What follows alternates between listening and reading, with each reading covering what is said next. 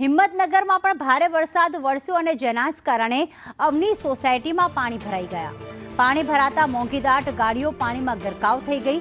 હિંમતનગર વિસ્તારમાં સામેતલદાર વરસાદ વરસ્યો અને જે સોસાયટીની બહાર જે કાર પાર્કિંગનો એરિયા હોય છે ત્યાં એટલા પાણી ભરાયા કે અડધા ઉપરની ગાડીઓ ડૂબી ગઈ હતી. પાણીના નિકાલની વ્યવસ્થા ન કરાતા ભારે હાલાકીનો સામનો કરવાનો વારો આવ્યો. રહેણાંક વિસ્તારોમાં કમરસમાં પાણી ભરાઈ ગયા છે.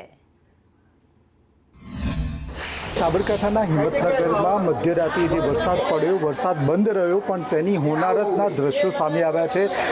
મહાવીનગરના પોશ એરિયામાં જે અવની સોસાયટી ને અન્ય સોસાયટી જે આવેલી છે તેની અંદર જે પાર્કિંગ એરિયામાં મોંઘીદાટ ગાડીઓ છે તે ગાડીઓ ડૂબી ગઈ છે.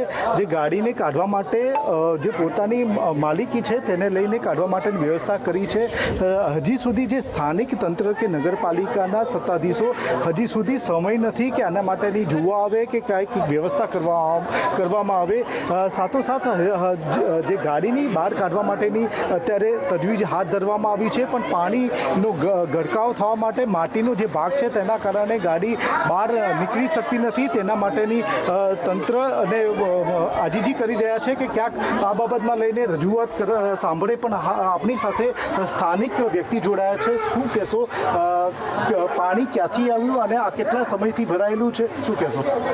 સવારે 3 વાગ્યાથી વરસાદ ચાલુ હતો અને લગભગ 4:30 વાગ્યા પછી આગળના રોડ ડેમેજ થવાથી આ પાણી આવ્યું છે. બીજી વસ્તુ કે અહીંથી જે પહેલાં પાણીના નિકાલ માટેની જગ્યા હતી એ બી લોક થઈ ગઈ છે, તો એના લીધે પાણીનો નિકાલ નહીં થઈ રહ્યો અને અત્યારે લગભગ 1.5 કરોડની ગાડીઓ અમારી પાણીમાં ગરકાવ થઈ ગઈ છે.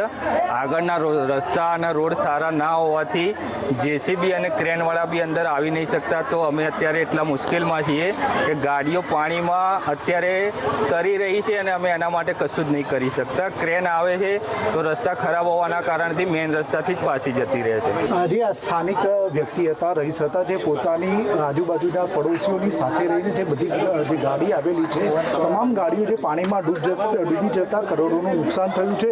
સાથોસાથ જે રોડ રસ્તો જે બનાવવો જોઈએ એ પણ તંત્ર દ્વારા નથી બનાવ્યો, તેના કારણે પણ રસ્તો તૂટવામાં આવ્યો છે. પણ હાલમાં સ્થાનિક લોકો માંગ કરી રહ્યા છે કે સ્થાનિક તંત્ર અમને મદદ કરે, પણ હજી સુધી કોઈ જોવા આવ્યું નથી.